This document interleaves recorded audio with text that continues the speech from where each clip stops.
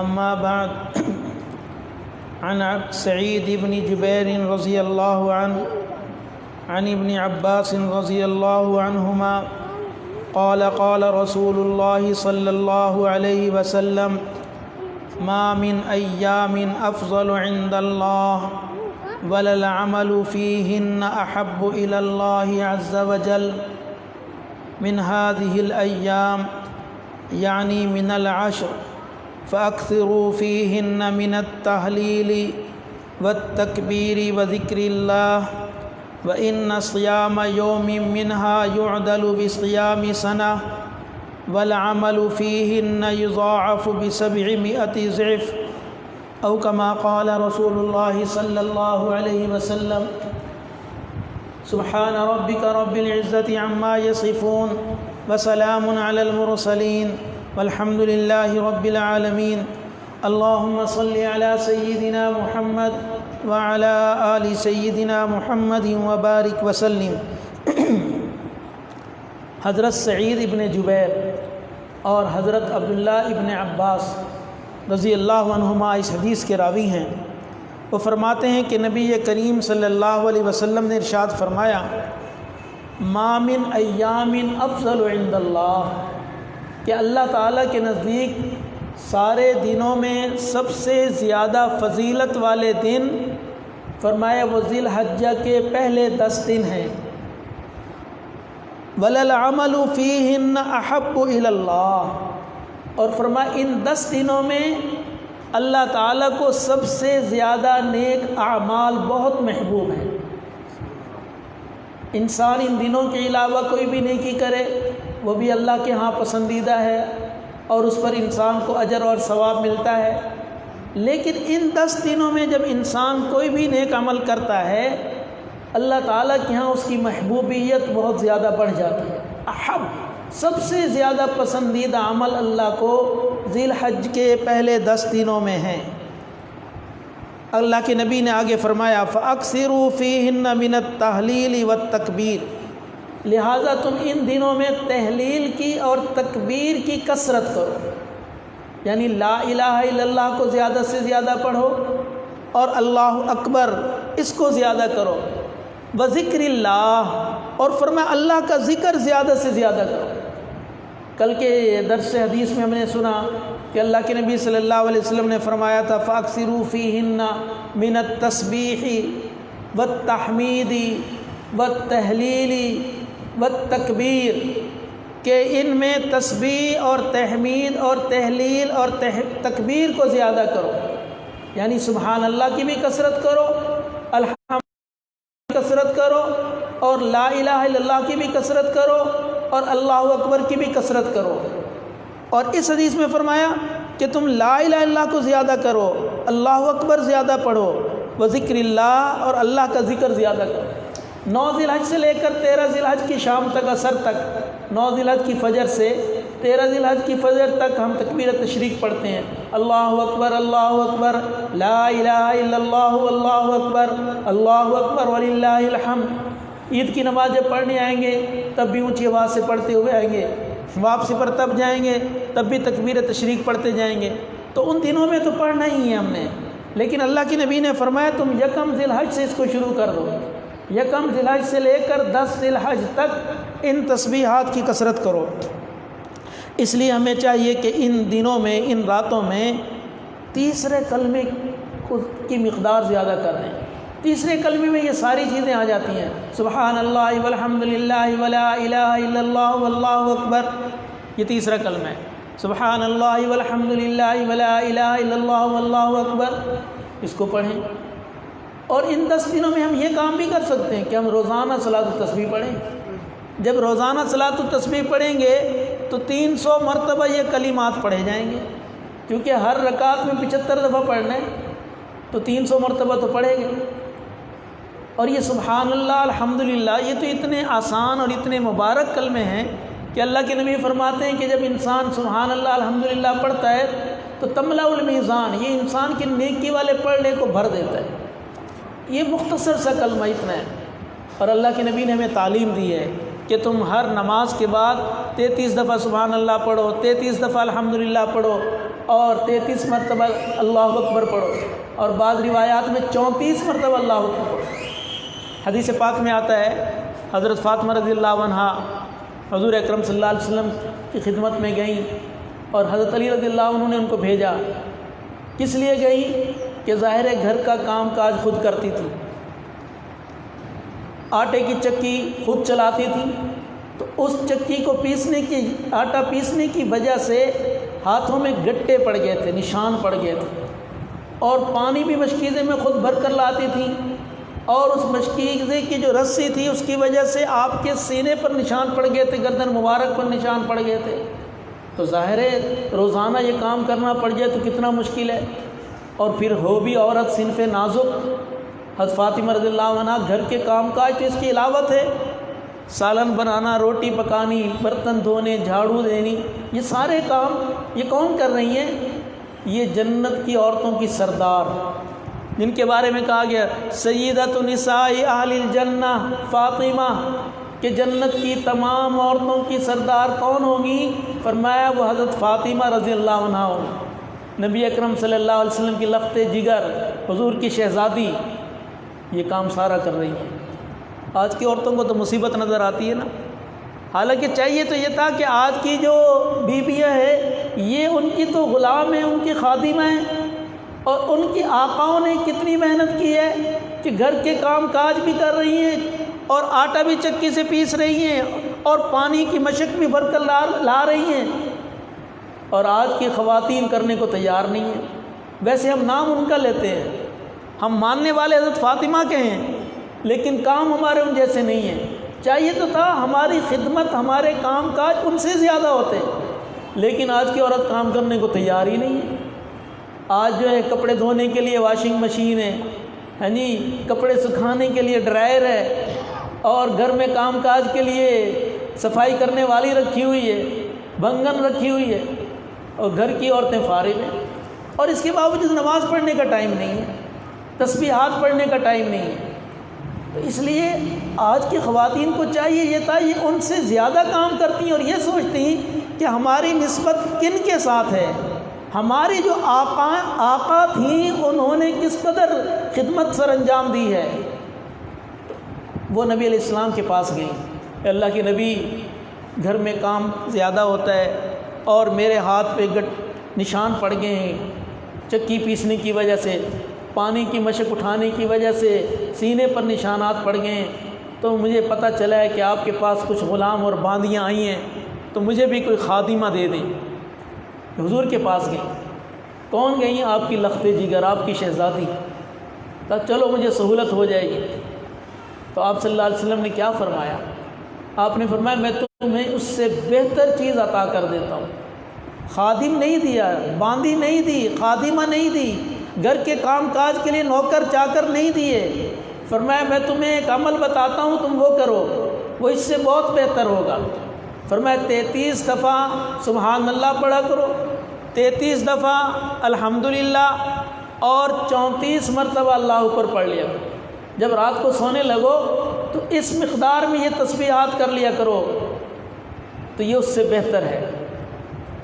کہتے ہیں محدثین لکھتے ہیں کہ ان تسبیحات کو اگر سوتے وقت انسان پڑھ لے تو سارے جسم کی تھکان جو ہے وہ ختم ہو جاتی ہے، وہ دور ہو جاتی ہے۔ تو اللہ کے نبی نے دنیا کی تھکان کا نسخہ بھی بتا دیا، اور آخرت کے اعتبار سے تو وہ بہتر ہی تھی۔ ظاہر ہے جتنی مرتبہ تسبیح پڑھی جائے گی اتنی مرتبہ فضیلت اور ثواب بڑھتا چلا جائے گا۔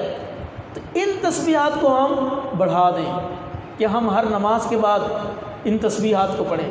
بلکہ ایک حدیث میں اللہ کے نبی نے فرمایا اگر تم 33 دفعہ نہیں پڑھ سکتے تو 10 دفعہ پڑھ لیا کرو، 10 دفعہ سبحان اللہ، 10 دفعہ الحمدللہ، 10 دفعہ اللہ اکبر۔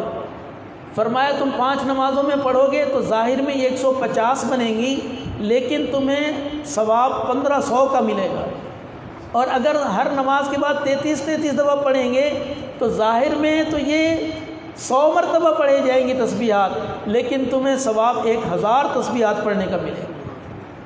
اور اللہ کے نبی نے فرمایا جو یہ ہر نماز کے بعد 10 دفعہ پڑھے گا، فرمایا اس سے افضل عمل کرنے والا اور کوئی نہیں ہوگا، ہاں وہ ہوگا جو ان جیسا عمل کرے گا، یہ ان سے زیادہ ان کو پڑھ لے گا۔ تو صحابہ نے کہا اللہ کے نبی یہ تو کام بڑا آسان ہے۔ حضور نے فرمایا اس کو کرنے والے بہت کم ہوں گے۔ یہ ہر نماز کے بعد 10 دفعہ سبحان اللہ، 10 دفعہ الحمدللہ، 10 دفعہ اللہ اکبر، اللہ کے نبی نے فرمایا یہ پڑھنے والے کم ہوں گے۔ صحابہ نے کہا یہ تو بڑا آسان ہے، یہ کیسے مشکل ہوگا کہ کرنے والے کم ہوں گے؟ حضور صلی اللہ علیہ وسلم نے جواب میں فرمایا ہاں، جب انسان نماز پڑھنے کے لیے آتا ہے تو نماز کے فوراً بعد شیطان بھی آ جاتا ہے۔ شیطان بندوں کو کام یاد دلاتا ہے کہ تیرا وہ کام رہ گیا ہے تو جلدی نکل مسجد سے، تو وہ یہ تسبیحات پڑھنے ہی نہیں دیتا۔ اس لیے بہت کم لوگ ہوں گے جو نمازوں کے بعد ان تسبیحات کو پڑھنے والے ہوں۔ تو اس لیے میرے دوستوں ہمیں چاہیے، چلو سارا سال نہیں پڑھ سکے تو کم سے کم ان 10 دنوں میں تو ان تسبیحات کا اہتمام کریں۔ ہر نماز کے بعد 10 دفعہ پڑھ لیں، اور رات کو سوتے وقت یہ تو تسبیح فاطمی ہے، اس کو ہم 33 دفعہ پڑھ لیا کریں۔ بلکہ ایک حدیث میں اللہ کے نبی نے یہاں تک فرمایا کہ جو انسان ہر نماز کے بعد 33 دفعہ سبحان اللہ پڑھے، 33 دفعہ الحمدللہ پڑھے، اور 33 دفعہ اللہ اکبر پڑھے، اور آخر میں لا الہ الا اللہ وحدہ لا شریک لہ لہ الملک ولہ الحمد وہو علی کل شیء قدیر، یہ پڑھ لے گا، فرمایا اللہ اس کے ساری زندگی کے گناہ معاف کر دے گا۔ فرمایا وَإِن كَانَتْ مِثْلَ زَبَدِ الْبَحْرِ، اگرچہ اس کے گناہ سمندر کے جھاگ کے برابر بھی کیوں نہیں ہوں گے، اللہ تب بھی معاف فرما دے۔ تو اس لیے میرے دوستو کتنے مبارک کلمات ہیں۔ تو اللہ کے نبی نے فرمایا ان دنوں میں، ان راتوں میں سبحان اللہ کی کثرت کرو، الحمدللہ کی کثرت کرو، اور جو آج حدیث پڑھی گئی اس میں فرمایا لا الہ الا اللہ کی کثرت کرو۔ لا الہ الا اللہ یہ ہمارا کلمہ ہے، پہلا کلمہ، کلمہ طیبہ، جس کے بارے میں فرمایا کہ 100 سال کا کافر بھی اگر اس کلمے کو پڑھ لے تو اللہ اس کے 100 سال کے گناہ معاف فرما دیتا ہے۔ اتنا یہ مقدس کلمہ ہے اور اتنا بابرکت کلمہ ہے۔ اللہ کے نبی نے فرمایا جب بچہ بولنا شروع کر دے تو تم سب سے پہلے اس کو لا الہ الا اللہ سکھاؤ، اور فرمایا وَلَقِّنُوا مَوْتَاكُمْ، اور تم اپنے مردوں کو بھی اس کی تلقین کرو۔ اور ایک حدیث میں فرمایا کہ جس کا پہلا کلمہ لا الہ الا اللہ ہوگا اور جس کا آخری کلمہ لا الہ الا اللہ ہوگا، فرمایا اگرچہ وہ 1000 سال بھی زندہ رہے گا اللہ اس کے گناہ معاف فرما دے گا۔ تو اس لیے اللہ تعالیٰ سے دعا کرنی چاہیے کہ اللہ ہمیں موت کے وقت بھی یہ کلمہ پڑھتے ہوئے ایمان پر موت نصیب فرما دے۔ ہم جب دنیا سے جا رہے ہوں تو ہماری زبان پر لا الہ الا اللہ جاری ہے، تو وہ کیسے جاری ہوگا؟ جب ہم اس کی کثرت کریں گے، کثرت سے پڑھا کریں لا الہ الا اللہ، لا الہ الا اللہ۔ فرمایا جو شخص روزانہ 100 مرتبہ پڑھ لے، اللہ کے نبی نے فرمایا قیامت کے دن اس کا چہرہ جو ہے وہ 14ویں رات کے چاند کی طرح چمکتا اور دمکتا ہوگا، اور فرمایا اس دن میں سب سے افضل عمل کرنے والا یہی شخص ہوگا جس نے 100 مرتبہ لا الہ پڑھا، اور اس سے زیادہ افضل عمل کرنے والا کون ہوگا جو اس سے زیادہ مرتبہ پڑھے گا، ورنہ 100 مرتبہ پڑھنے والا یہ ساری دنیا کے انسانوں میں سب سے افضل عمل کرنے والا ہے۔ تو اس لیے ہم کوشش کریں 100 مرتبہ لا الہ الا اللہ پڑھیں، بلکہ زندگی کا معمول بنا لیں۔ ہمارے حضرات مشائخ صوفیاء نے تو ایک دن میں ہزاروں دفعہ پڑھا ہے، اور اپنی زندگی میں لاکھوں نہیں کروڑوں مرتبہ پڑھا ہے، کروڑہا مرتبہ اس کو پڑھا ہے، اس لیے کہ ان کا ورد زبان یہی تھا لا الہ الا اللہ، لا الہ الا اللہ۔ اور یہ ایسا کلمہ ہے جو انسان کو قبر کے عذاب سے بھی نجات دلانے والا ہے اور جہنم کی آگ سے بھی نجات دلانے والا ہے۔ حضرت شیخ الحدیث مولانا زکریا رحمۃ اللہ علیہ نے فضائل ذکر میں یہ واقعہ بھی نقل کیا ہے۔ چلو اسی مناسبت سے عرض کر دوں، لا الہ الا اللہ سے بات یاد آ گئی کہ ابو یزید قرطبی رحمۃ اللہ علیہ، یہ شیخ الحدیث رحمۃ اللہ علیہ نے فضائل اعمال میں بڑے سچے واقعات نقل کیے ہیں، اور واقعی اللہ تعالیٰ نے ان کی کتابوں کو بڑی مقبولیت عطا فرمائی۔ آج تو کچھ لوگ کہتے ہیں نا جی کمزور احادیث ہیں۔ حضرت نے جب یہ ساری کتابیں لکھیں تو مدینہ منورہ میں روضہ نبوی پر جا کر دعا مانگی، یا اللہ یہ جو میں نے کتابیں لکھی ہیں اگر یہ تیرے ہاں مقبول ہیں تو میں چاہتا ہوں کہ میری قبر جو ہے وہ نبی علیہ السلام کے قدموں میں بن جائے۔ اگر یہ میری لکھی ہوئی کتابیں آپ کے ہاں مقبول ہیں تو میں چاہتا ہوں مجھے مدینے کی موت نصیب ہو جائے اور جنت البقیع میں حضور کے قدموں کی جانب مجھے قبر میں جگہ نصیب ہو جائے۔ واقعی اللہ تعالیٰ نے ان کو موت بھی وہیں عطا فرمائی، اور آج بھی جا کر دیکھ لیں بالکل حضور صلی اللہ علیہ وسلم کے سامنے جنت البقیع میں ان کی قبر مبارک ہے۔ تو اس سے معلوم ہوتا ہے ان کی کتابیں اللہ کے یہاں مقبول ہیں اور اللہ تعالیٰ نے ان کی دعا کو قبول فرمایا۔ تو ان کی کتاب میں یہ واقعہ حضرت نے لکھا ہے، ابو یزید قرطبی رحمۃ اللہ علیہ کا۔ وہ فرماتے ہیں کہ میں نے یہ بات سنی کہ جو شخص 70,000